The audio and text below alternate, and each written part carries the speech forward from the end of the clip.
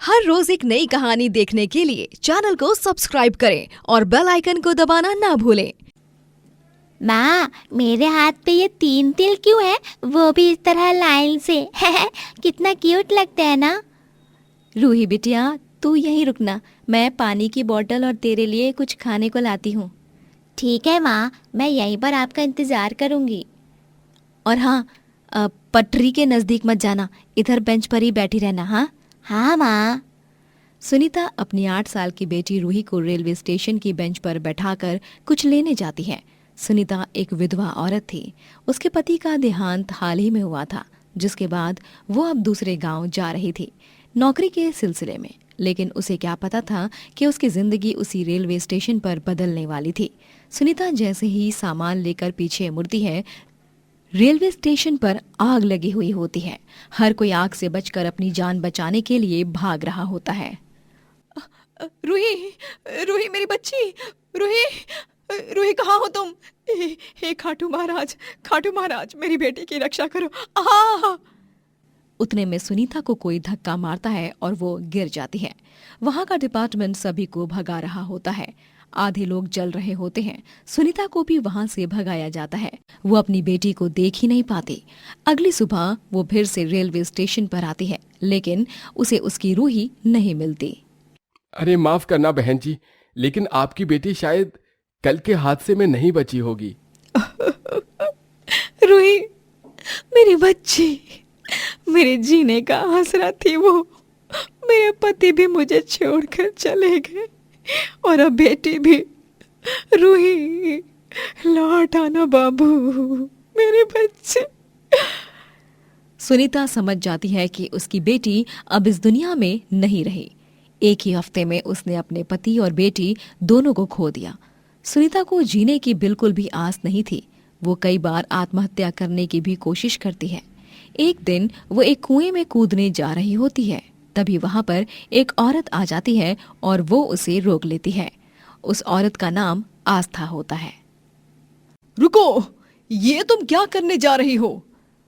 मर जाने दीजिए मुझे नहीं जीना।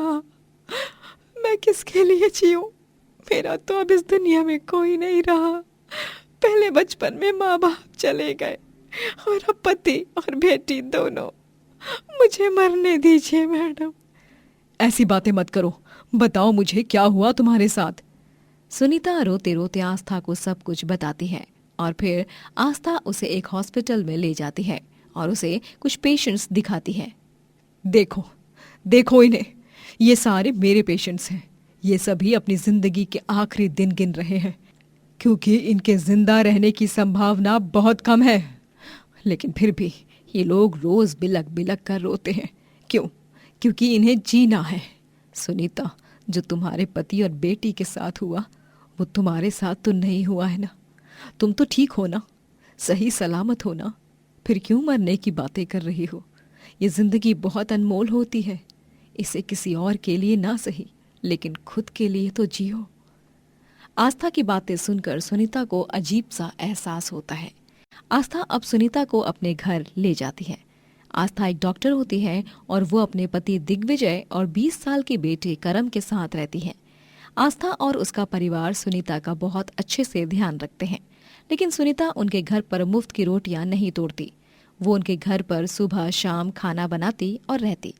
उन तीनों को उसके हाथ का खाना बहुत पसंद आता है। वाओ, ये नूडल्स तो बहुत ही अमेजिंग बनाए हैं सुनीता आंटी। आपने तो कमाल ही कर दिया। रूही को बहुत पसंद था ये नूडल्स, इसीलिए मैं उसके लिए अक्सर बनाया करती थी। अच्छा सुनीता, जब तुम इतना अच्छा खाना बनाती हो तो तुम एक ढाबा क्यों नहीं खोल लेती खुद का? हाँ, अरे हाँ, ये तो बहुत ही अच्छा सुझाव दिया तुमने दिग्विजय। सुनीता, तुम्हें मैं पैसों की मदद करूंगी। हाँ, तुम मुझे पैसे बाद में लौटा दोगी तो भी कोई हर्ज नहीं। लेकिन madam, Sunita, you can do it. तुम ये कर सकती हो। मैं जानती हूँ तुम्हें अपने पैरों पर खड़ा होना ही होगा सुनीता। याद है ना, किसी के लिए नहीं, लेकिन अपने लिए, खुद के लिए। Got it? आस्था सुनीता को पैसों की मदद करती है और सुनीता अपना ढाबा खोलती है। वो उस ढाबे में स्वादिष्ट व्यंजन पकाती है और उन्हें बेचती। लोगों को उसके हाथ का खाना बहुत अच्छा लगता है और इसी के चलते सुनीता का ढाबा गांव के प्रसिद्ध ढाबों में से एक हो चुका था। सुनीता बहुत खुश थी। वो अपनी पहली कमाई खाटू महाराज के चरणों में जाकर रखती है। हे खाटू महाराज, अपना आशीर्वाद यूं ही मुझ पर बनाए रखना। इनकी और रूही की कमी तो बहुत खलती है, लेकिन अब यही जीवन की रीत है। आज मैं समझ चुकी हूँ, रात अगर घनी है तो क्या हुआ, सवेरा तो आकर ही रहेगा और मेरी जिंदगी का सवेरा हो चुका है। मैं जानती हूँ रूही के पापा और रूही मेरी सफलता देख बहुत खुश हो रहे होंगे। रूही को अपनी गरीब माँ का ढाबा देख बहुत गर्व महसूस हो रहा होगा। सुनीता दिन रात मेहनत करती है और वो ऐसे ही कई महीनों तक मेहनत करके आस्था के पैसे चुका देती है। 17 साल बाद सुनीता आज भी ढाबा चला रही है और वो अब बूढ़ी हो चुकी है, लेकिन मेहनत वो बेहिसाब करती है और खुद ही अकेली रहकर अपना जीवन गुजारती है। सुनीता वक्त के साथ जीना सीख चुकी थी। एक दिन उसे एक बहुत बड़ी शादी का ऑर्डर आता है। एक नौजवान उसके ढाबे पर आकर उसे ये ऑर्डर देता है। लिख लिया ना काकी सब कुछ? अच्छे से खाना बनाना और परसों सुबह तक पहुंचा देना। हमारे कैटरर्स वालों ने आखिरी समय पर मना कर दिया। हम दूसरे गांव में ही रहते हैं। हमारे गांव में इतने ढाबे नहीं हैं, इसीलिए हम आपके ढाबे पर आए। ठीक है बेटा, मैं ऑर्डर पहुंचाने आ जाऊंगी, तुम निश्चिंत रहो। सुनीता रात को 3 बजे उठकर ही सारा खाना बनाना शुरू करती है और सुबह 8 बजे वो उस गांव में ऑर्डर देने निकल पड़ती है। वो उस बताए गए पते पर पहुंचती है। वहां का घर बड़ा होता है और बहुत ही सुंदर तरह से सजाया हुआ होता है। सुनीता खाना रखकर वहां से जा ही रही होती है कि तभी उसकी साड़ी का पल्लू एक कमरे के दरवाजे में अटक जाता है। ओफो, ये पल्लू भी ना। सुनीता जब उस कमरे में देखती है तभी दुल्हन सज रही होती है, लेकिन ये क्या, उसके कमरे का पर्दा खिड़की में रखे दिए से चिपक कर आग पकड़ लेता है और पूरा कमरा जलने लगता है। सुनीता देखती है कि उस दुल्हन के हाथों पर 3 तिल होते हैं और सभी चिल्लाते हैं, रूही, रूही, रूही? इसका मतलब मेरी रूही इतने सालों तक जिंदा थी। बचाओ माँ, कोई है? 17 साल पहले उस आग में मैं तुझे बचा नहीं पाई थी बिटिया, लेकिन आज मैं तुझे फिर से नहीं खोऊंगी मेरी बच्ची। मैं आ रही हूँ। रूही बेहोश हो जाती है और तभी सुनीता आग में चलकर अपनी बेटी को बचाती है। वो उसे आग से बाहर निकालती है और उसके होने वाले पति के साथ हॉस्पिटल ले जाती है। हॉस्पिटल में सुनीता ही रूही को खून देती है और तभी डॉक्टर ब्लड सैंपल्स मैच होते देख सभी को ये बता देते हैं कि रूही की सगी माँ सुनीता ही है। सुनीता रूही के होने वाले पति ईशान और उसकी होने वाली सास बरखा को 17 साल पहले की सारी कहानी बताती है। इसका मतलब आप मेरी सास माँ जी? समधन जी। ईशान सुनीता के गले लगता है और बाद में जब रूही को होश आता है तब आखिरकार 17 सालों के बाद 2 माँ बेटी एक हो जाते हैं। माँ, रूही मेरी बच्ची। रूही और ईशान की शादी हो जाती है और सुनीता उन दोनों को अपना आशीर्वाद देती है। सुनीता अब अपने ढाबे को संभालने के बाद हर रोज रूही से मिलने आया करती और इस तरह आखिर में सब कुछ ठीक हो जाता है और सभी अपने अपने जीवन में खुशी खुशी रहने लगते हैं। तेजेंद्र एक गरीब आदमी था जो एक छोटे से घर में अपनी बीवी कविता और 3 छोटी बेटियां झिलमिल, आंचल और साक्षी के साथ रहता था।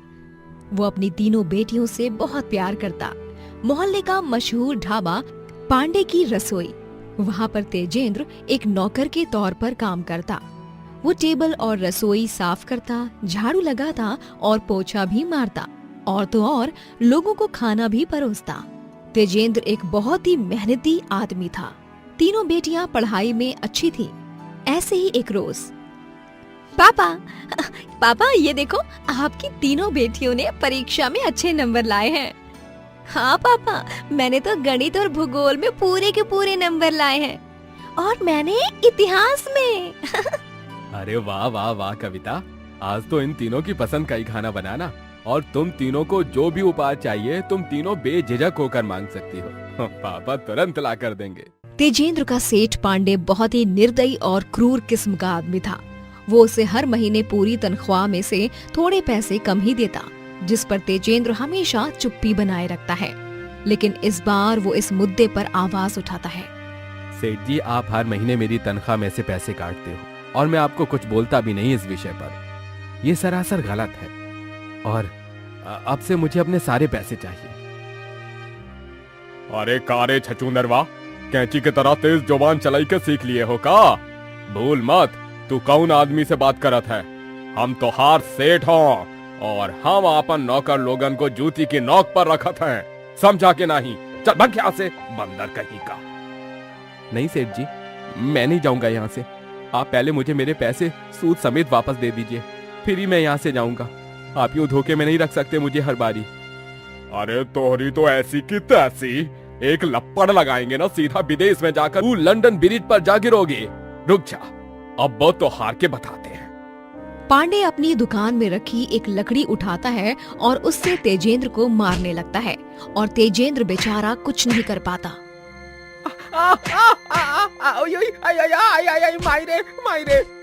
पांडे तेजेंद्र की सुताई करके उसे अपनी दुकान से धक्के मार कर भगा देता है।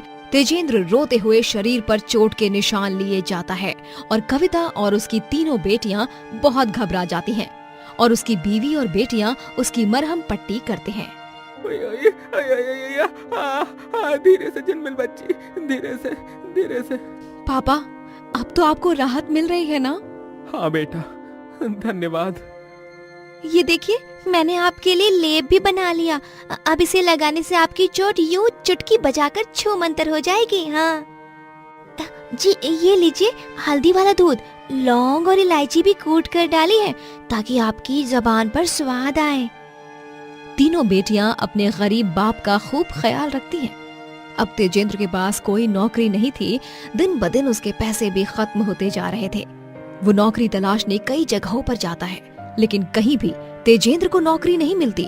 वो बहुत परेशान हो चुका था। क्या हुआ जी, आज भी कहीं नौकरी नहीं मिली? नहीं कविता, सुबह से शाम तक भूखे प्यासे यहाँ वहाँ ठोकरे खाते हुए दर दर भटक रहा था मैं, लेकिन कहीं भी नौकरी नहीं मिली। कहीं पर नौकरी करने के लिए कोई जगह नहीं बची है, तो कहीं मुझ जैसे व्यक्ति के लिए कोई नौकरी नहीं है। तभी साक्षी अपनी किताब लाकर कहती है, पापा ये देखो ना, मेरी इस किताब के पन्ने सारे खत्म हो गए। क्या आप मुझे नई किताब दिलाओगे? आंचल और झिलमिल की तो अभी बिल्कुल सही सलामत है और बहुत सारे पन्ने बचे हैं उनकी किताबों के। हाँ बेटा, पापा आपको नई किताब जरूर देंगे, बस कुछ देर रुको। हाँ, मैं अभी आया। तभी तेजेंद्र अपने गुल्लक में के चिल्लर निकालता है और उनसे साक्षी के लिए किताब लाता है। तब अकेले में कविता उससे कहती है, जी वो पैसे तो आटे के लिए थे ना, अब आटा नहीं होगा तो रोटी कैसे पकेगी? बोलिए भला, साक्षी कुछ ना कुछ कर लेती ना 1-2 दिन तक। हाँ नहीं कविता, तुम ऐसे कैसे कह सकते हो? मेरी जिंदगी का सिर्फ एक ही मकसद है। जब मैं अपनी 3 बेटियों को ब्याहूं, तब वो तीनों इतनी पढ़ी लिखी हो कि पूरी दुनिया उन पर गर्व करे। हम तो अपने हालातों के कारण पढ़ नहीं पाए, लेकिन अपनी तीनों बेटियों को पढ़ाना ही पढ़ाना है, हर हाल में। फिर चाहे कितने ही दिन भूखे क्यों न रह लें या किसी के सामने भीख भी क्यों न मांगनी पड़े, ये बाप अपनी बेटियों की खुशी के लिए कुछ भी कर जाएगा। तीनों के लिए मैं 2 गांव छोड़कर वीरपुर है, वहां के भव्य मंदिर से खाना लेकर आता हूँ। वहां का खाना अच्छा और साफ होता है, मुफ्त में सबको बांटते हैं रोज। लेकिन जी, आप पहले ही दिन भर इतना चल चुके हो, आपके पैरों में छाले हो गए हैं, कितने सूज गए हैं आपके पैर। ऊपर से वो पांडे की मारी हुई चोटें भी अब तक ठीक नहीं हुई। ऐसे में इतनी दूर 2 घंटे कैसे चलकर जाएंगे आप? एक तो कोई वाहन सुविधा भी नहीं है हमारे गांव में। कोई हर्ज नहीं कविता, अपनी तीनों बेटियों के लिए गरीब बाप हिमालय की चोटी तक चढ़ने के लिए तैयार है, तो ये 2 घंटे चलकर जाना तो बहुत छोटी बात है।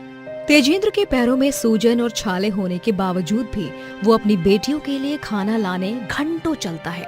तेजेंद्र अपनी बेटियों की पढ़ाई में कोई बाधा आने नहीं देता, फिर चाहे हालात कितने भी बुरे क्यों न हो। थोड़े दिनों बाद तेजेंद्र को एक जगह सफाई कर्मचारी की नौकरी मिलती है और वो रोज सुबह उस जगह पर जाकर झाड़ू से सफाई करता। सफाई कर रहे हैं या क्रिकेट खेल रहे हैं? झाड़ू से कचरा ऐसे उड़ा रहे हो जैसे बल्ले से गेंद हिट कर रहे हो। हाँ, ठीक से साफ करो वरना आज ओवर टाइम रुकवा देंगे। जी साहब, माफी चाहता हूँ। समय का पहिया काफी आगे चला जाता है। आंचल, झिलमिल और साक्षी तीनों बेटियां अब बड़ी हो जाती हैं। आंचल यूपीएससी की परीक्षा की तैयारी कर रही होती है, झिलमिल टीचिंग की और साक्षी एमबीबीएस की। तेजेंद्र तीनों की पढ़ाई करते वक्त खूब देखभाल करता है। ये लो मेरी शेरनिया, तुम्हारे लिए गर्मा गर्म चाय। रात के 2 बजे पढ़ते हुए चाय पीना, इसका तो मजा ही कुछ और है। अच्छी बनी है ना चाय मेरी बच्चियों? चीनी, दूध सब नाप तोल के डाले थे मैंने। कोई गड़बड़ तो नहीं हो गई ना? कविता सो रही थी तो मैंने उसे उठाया नहीं और खुद ही बना ली चाय तुम तीनों के वास्ते। नहीं पापा, चाय तो एकदम टॉप क्लास बनी है। आपने तो सारी माँ और गृहिणियों के दांत खट्टे कर दिए। मुझे आप पर बहुत गर्व महसूस हो रहा है पापा। धन्यवाद धन्यवाद। अच्छा आंचल बेटा, तुम्हें सेकंड हैंड बुक्स को इस्तेमाल करने में कोई दिक्कत तो नहीं हो रही ना बेटा? फटे पुराने हैं थोड़े से, लेकिन काम हो जाएगा। माफ कर दो बेटा। हाँ अरे पापा, आप माफी क्यों मांग रहे हो? आपने हम तीनों के लिए जितना संघर्ष किया है ना, वो दुनिया में कोई नहीं कर सकता। हमारी नजरों में आप दुनिया के सबसे अमीर पापा हो, क्योंकि अमीर तो वही होता है जो दिल का धनी होता है ना? और हम तीनों को इस बात पर बहुत गर्व है कि हम तीनों आपकी बेटियां हैं। तुम तीनों को मेरा ढेर सारा प्यार। यूं ही पढ़ो लिखो और खूब तरक्की करो जीवन में। तेजेंद्र अपनी बेटियों को गर्मी ना लगे इसलिए हाथ में पकड़ने वाले छोटे पंखे को घंटों तक घुमाते हुए वो उन्हें हवा देता है और मच्छर का कॉइल जलाकर उन्हें मच्छरों से भी बचाता है। फिर आखिरकार वो घड़ी आ ही जाती है तेजेंद्र के जीवन में, जब उसकी बेटी आंचल एक आईएएस अधिकारी बन जाती है, झिलमिल एक बड़ी स्कूल में टीचर बन जाती है और साक्षी शहर के नामी अस्पताल में डॉक्टर बन जाती है। तीनों बेटियां अपने पिता के नाम से एक स्कूल बनवाते हैं, जिसका नाम वो अपने पापा के नाम से रखते हैं। देखिए पापा, तेजेंद्र हाई स्कूल, इसमें गरीब बच्चों को मुफ्त में पढ़ाया जाएगा। वो बच्चे जिनकी आंखों में तो बहुत सारे बड़े बड़े सपने सजे हुए होते हैं, पर उनके पास उन सपनों को पूरा करने का कोई जरिया नहीं होता। थैंक यू पापा। आज हम तीनों भी जिस मुकाम पर खड़े हैं ना, वो सब आपके ही कारण है, आपकी ही देन है। आप हमारे भगवान हो पापा। चलिए अब इस रिबन को कट करके उद्घाटन करिए इस विद्या के मंदिर का। आपसे बड़ा निष्पाप और पवित्र मन वाला व्यक्ति इस दुनिया में कोई हो ही नहीं सकता। अपनी तीनों बेटियों की इतनी बड़ी जीत को देख तेजेंद्र की आंखें नम हो जाती हैं। आज इस 3 बेटियों के गरीब बाप का परिश्रम, उसकी दुआएं, उसकी मेहनत सार्थक हो गई। मैं बता नहीं सकता कि मुझे तुम तीनों पर कितना गर्व और अभिमान महसूस हो रहा है। तेजेंद्र स्कूल का उद्घाटन करता है और उसकी तीनों बेटियां अपने जीवन में खूब तरक्की प्राप्त करती हैं। तो दोस्तों, इस कहानी से हमें ये सीख मिलती है कि हालात चाहे कितने भी बुरे क्यों ना हो, मेहनत और हिम्मत करने वालों की कभी हार नहीं होती। दोस्तों, अगर आपको ये कहानी पसंद आई तो लाइक करें, शेयर करें और कमेंट करके बताएं कि कहानी में आपको सबसे अच्छा क्या लगा।